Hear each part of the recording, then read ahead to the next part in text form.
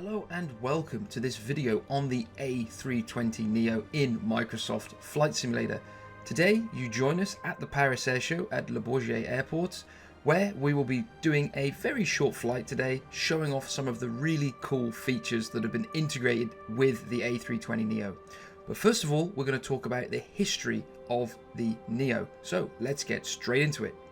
It first flew on the 25th of September 2014. And you might say, what does NEO stand for? Well, it stands for New Engine Option. And that is what made the NEO such a special aircraft. This next generation of engines became available and Airbus integrated it into their already existing A320 airframe. They also added in a few little things like a few tweaks across the whole aircraft, which we're going to take a look at, but the engines are the main focus. So what makes them so special? They're about 15% more fuel efficient. Now you might say, okay, that's good, but that's actually massive, because not only do you save that in fuel, you gain that in range because you've got the same size fuel tanks. Even though the engines are physically heavier than the old ones, the aircraft is far more efficient. 50% reduction in emissions in terms of other emissions than CO2, NOx emissions, and up to 75% less noise, but on average around 50% less, which is huge. You can imagine those are some insane generational leaps, and that's what really makes the Neo so special. Now, because of all of these great attributes, it is now the most popular aircraft ever made, the A320 family, with over 3,300 Neos in service as the time of this video, with thousands more on the order books. So let's move into the simulator now to take a look at some of these details that we've added on the 3D visual model of the A320neo. Let's take a look at some of these details that are on the exterior of the 320neo. So something that's quite cool that you might notice here is there's an avionics inlet and outlet vent. Now these actually activate depending on temperature, things like this. So at the moment you can see that they're open, but if the temperature was to drop below a certain threshold, they will actually close. And if it's very, very hot, they would be open for takeoff. Little details like that. We've also got the outflow valve at the rear is animated and will move if you moving the switch in the flight deck. And also the trimmable horizontal stabilizer also can move all the way up and all the way down. Lots of details like that throughout the whole aircraft. If we're rolling the ground spoilers, you can see inside the wing, so kind of the piping and all this sort of stuff. There's a lot of details in there as well. And of course, the main focus, which is the Neo engines. Okay, so we've already talked about statistically what makes these engines better than the old ones, but let's look at what their design-wise looks like.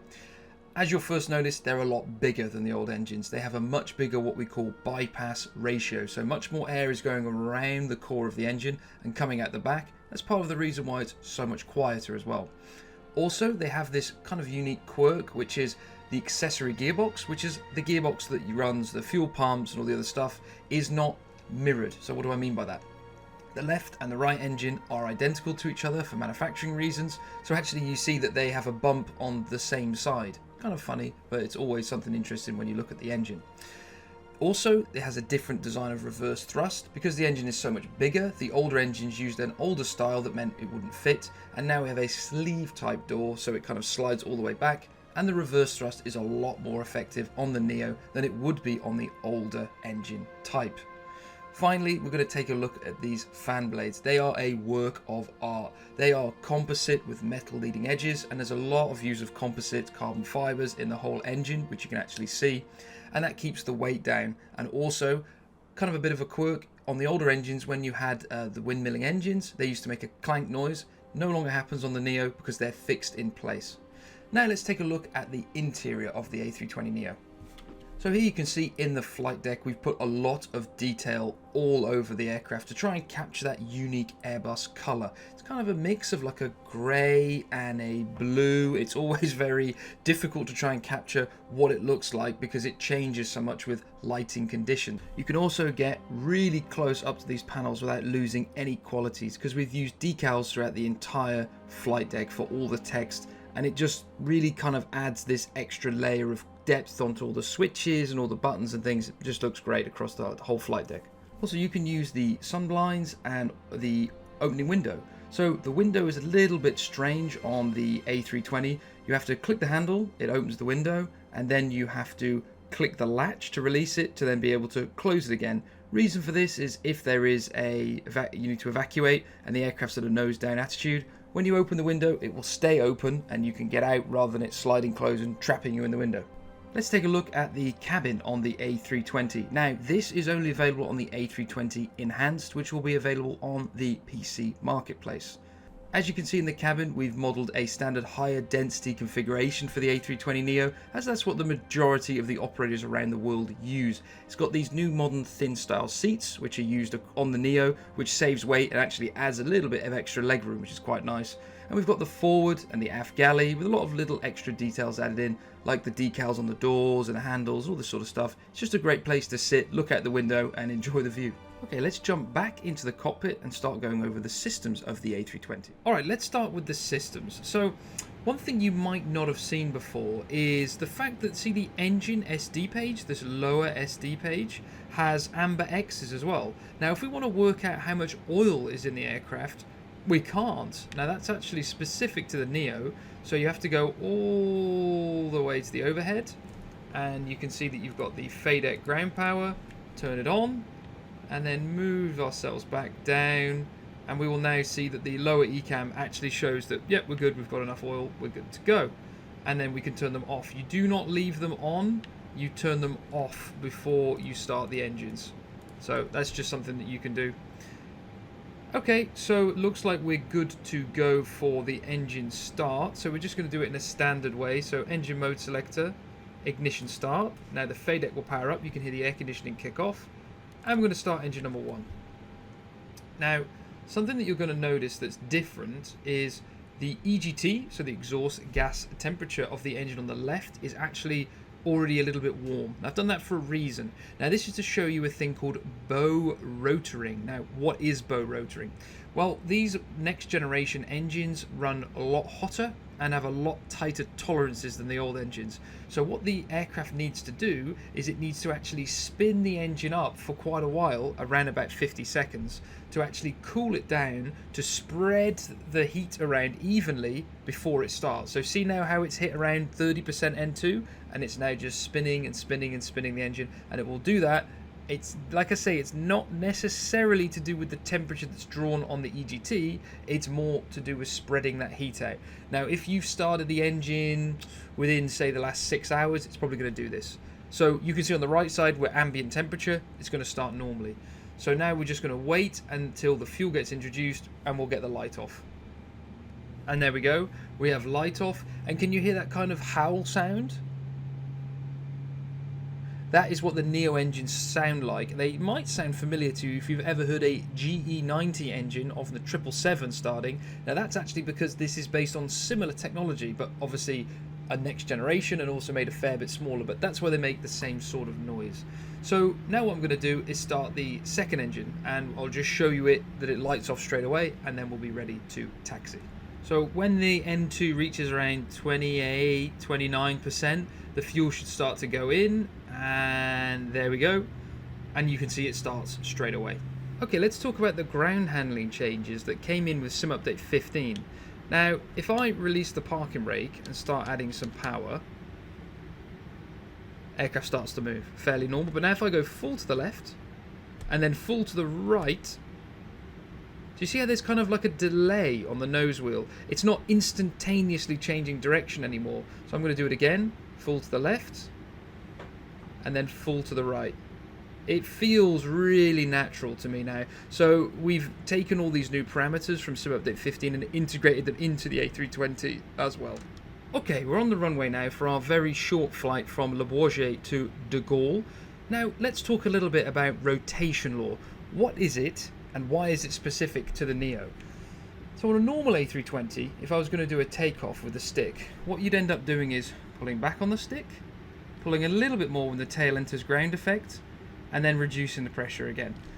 Now what we do on the Neo is we just pull the stick back and hold it, because the stick is no longer just deflecting the elevators, it's actually asking for a rotation rate. So you're asking for the rate, and if you keep pulling like you normally would, you're going to ask for too much rate. So it will actually go, I think you're going to hit the tail and I'm not going to do it. So basically that's what this rotation law is there to try and solve, is to try and make the handling on takeoff feel consistent. And I can tell you this as a fact, the takeoff on a 320neo is identical to an A350. So it definitely works. So we're ready to go, and we're going to do that now, and I'm going to leave the stick in view for you. So let's release the parking brake and take off. So we're going to do a full power takeoff, so half scale on the stick, 50% N1 roughly.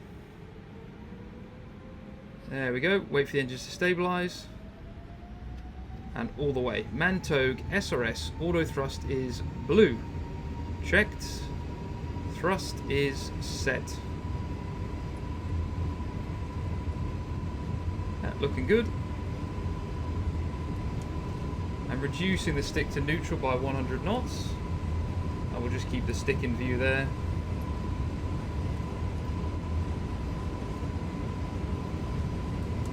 V1, rotate. And just hold in that same deflection, and it's doing the rest of this. It's peeling itself off the ground, keeping that nice smooth rotation rate. Holding it there, holding it there. And we're now letting go of the side stick. Now we're in the air. So there we go. I'm not touching it at all. Positive climb. Gear can come up. Following the flight director to the left. Okay, I just want to talk about the autopilot and how it works. So if I select vertical speed and I set, say, plus 300, do you see how smoothly and slowly the autopilot is responding? Now that's just like the real thing, because it's being limited by a certain amount of G-force per mode, per many other things. Now I'm going to stick it back into climb, and do you see how it's slowly following the flight directors up? The thrust is slowly being applied, and it's smoothly pitching back up to go back into the climb. Now, that's just like the real aircraft, and it took a lot of work to get that sort of real smooth, accurate handling. So what I'm going to do now as well is I'm going to imagine that we've had our 205 knot speed constraint removed, so we're going to go up, and I'm going to select speed 250, so I can go speed checked, flaps 0. Now do you see how the aircraft pitches down a little bit? Now that's because it's trying to maintain the energy, and it's losing a fair bit of lift from the slats. That's all built in and programmed to be just like the real aircraft.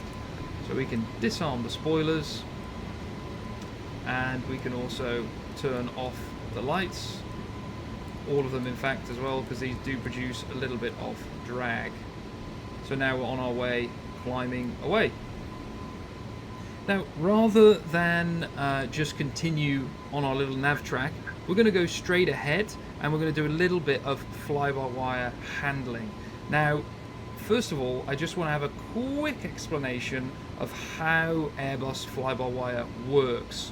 I'm not going to go too in-depth because I know it can be a complex topic. So if I, for example, disconnect the autopilot now. So I've disconnected the autopilot now, and I'm going to open up the flight control page, and I'm going to push the nose down gently, and you might need a little bit more force than you're used to, because we've simulated the dead band, so the simulated sort of the middle zone where it's not quite as sensitive. So you can see it's still holding what I've let it go to, but it's continuing to accelerate because it's at thrust climb. But it's not actually holding the pitch. This is something that people often get confused. It's holding the G-force. Now, how do I prove that? Okay, glad you asked. So let me reduce the thrust back. So I've reduced the thrust back. Remember, I've not touched the stick. And now what we're going to do is we're going to move closer up to the PFD. And do you see how the aircraft is slowly but surely pitching up to maintain the G target that it had before? But what's it going to do? Because now the speed is decaying slower and slower and slower, and the auto thrust is off. So let's see what happens, because we are going to run into the low speed protections, which are really one of the most complicated aspects of getting this all working. So now the aircraft is going to reach VLS, so this is velocity lowest selectable, but it's going to go straight on through that because we've got no auto thrust in. That's where the auto thrust would normally stop. It's going to keep going down, but you can see it's slowly starting to run out of like I remember I haven't touched the stick because it's still trying to pitch up to hold that. And now what I'm going to do is it's still just on the edge, and it's really pitching up quite high now. And soon, yep, there it goes, alpha floor. So full thrust has been applied.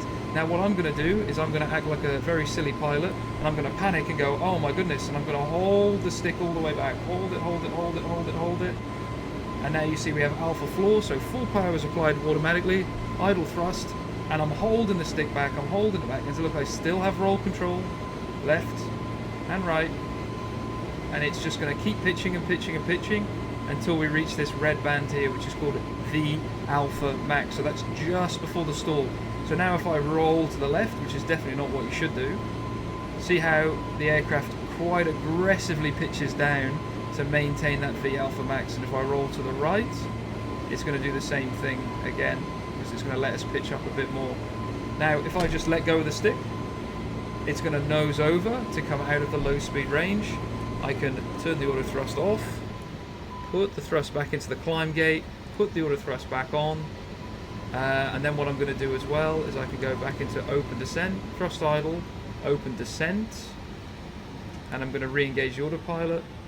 So you see how it's quite aggressively trying to get back onto the flight director, because we're it's basically going, we're not in a good space here. So speed, vertical speed, let's calm it down a little bit, alt star, and it should be able to cope with this. Let's just see.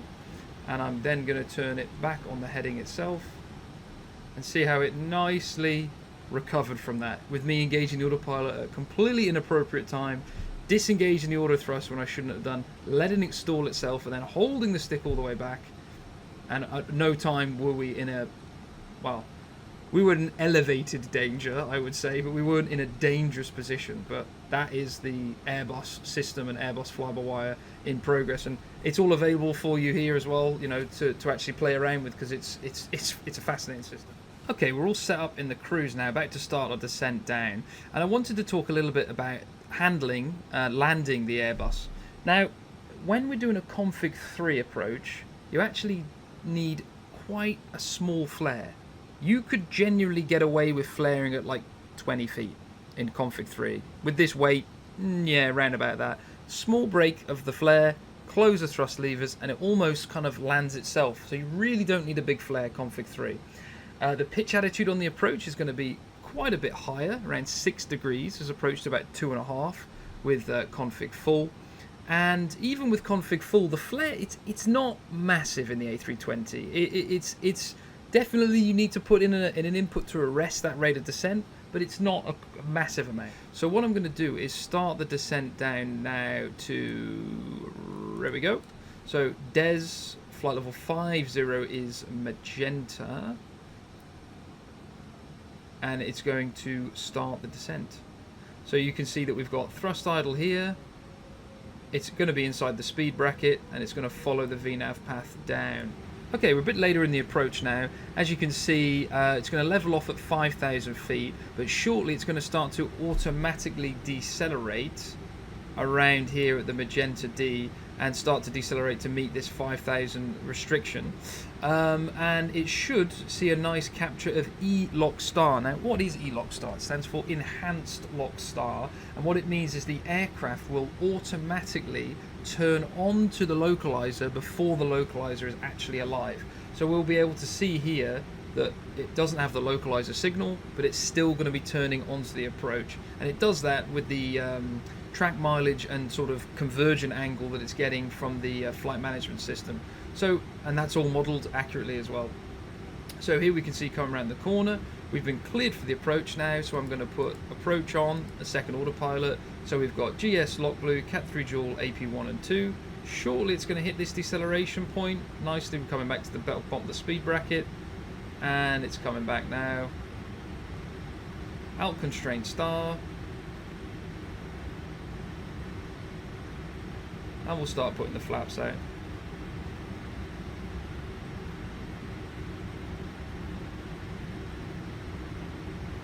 What I'm going to do is I'm going to go down to S speed, and then I'm going to leave it to go down the approach at S speed, and later on I'm going to select flaps 2. It's quite a slippery aircraft, the Neo. Not the most slippery, but maybe more than you're used to with a conventional 320, because it has sharklets and the Neo engines. So see how we've got lock star, and the localizer is nowhere near being alive, but it's now turning to get onto the approach, nicely maintaining, and then it's got GS star as well, so it's captured the glide slope.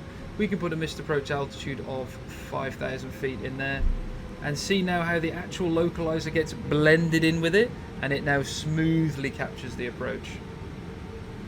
GS. Nice view of Paris now. If I look at the right hand side of the window, you can actually see the Eiffel Tower just there in the distance. Okay, you can see how we're actually idle thrust going down the approach. Makes sense. I think at around about 7 miles, I'll go for flaps 2, and then we'll continue to configure from there. But you can see it is pretty slippery. It can go down the glide with config 1, just about. If we had a bit of a tailwind, we would be increasing the speed now. Okay, Radio Optimus is alive. I'm going to go flaps 2 now.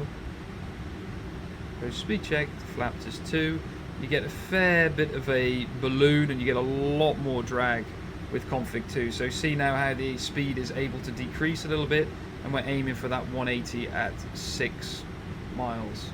So it looks like it's going to be a little fast, so I'm just going to drop the gear. And then I'm going to go config 3, and I'm going to do that while looking down at the lever. So I also need to arm these and go speed checked, flaps 3. Cabin, I'm going to have a little quick look. Ready, and it's armed. Remember, we're aiming for 160 to 4. Almost spot on. So it's looking good to me, and I'm going to do this, a bit of a zoomed out for you so you can actually see what I'm doing. Wish me luck. Let's see if I don't actually plant it into the runway. Still at idle thrust. Disconnected autopilot. 1000, nice and stable. So can you see how if I move the stick around, not too much is happening, same in pitch, but it still does something. Like, see, look, I'm squeezing the stick back just a tiny bit, and there is movement. Just a little bit, and there is movement, because I actually do want to now correct rather than trying to demonstrate how to fly an approach. Maybe I should actually fly it properly. So let's pitch up. There we go. A little bit more. And see the pitch attitude around 6 degrees, 5.5, 6. It's about correct. Little small corrections to keep you coming down the approach. We don't want to fight the fly-by-wire. Because, like, for example, look, if I do this, I mean, I'm just fighting myself. 400. Land. 300.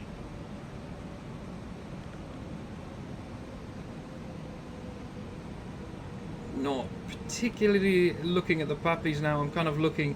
The aiming point is kind of a little bit kind of close, so I'm kind of going in between the two, if you know what I mean.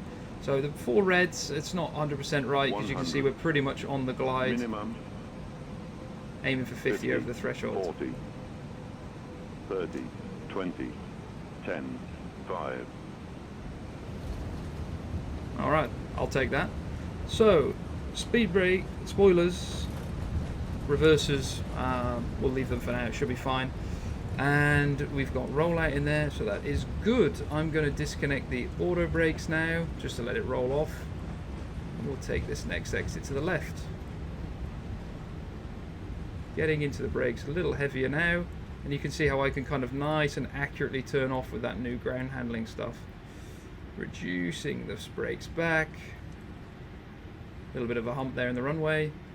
And we're going to come to a stop shortly after this and clean the aircraft up. Okay, so this is the final part of the video now, where we're going to look at some of those final quirks and things that make the Neo different from the CEO, and we're also going to check out some of the effects and animations on the exterior for doors. So one of them is up here, so this is something that I quite like. So you can see that the weather is absolutely awful compared to when we landed, so I'm going to put the wiper on. Now with the wiper on, you can actually see we've managed to get an effect that smears the rain and makes it look like it's clearing the window, so you can actually see through it. And of course you also have the fast setting, slow, and then off, where it will stow itself back again. Another one is we have this new weather radar unit. Now it's called the Honeywell RDR 4000. Now this is a next generation of weather radar, so it's actually a fixed plate underneath and it digitally tilts itself. So there's no tilt control, so it's all digital. So how we control this system in this case is there's independent first officers and captain side control. So if we put this on and select both sides, then the weather will start to show. And if we're taxiing around and we turn through a certain degrees, it will rescan the weather with a scan effect.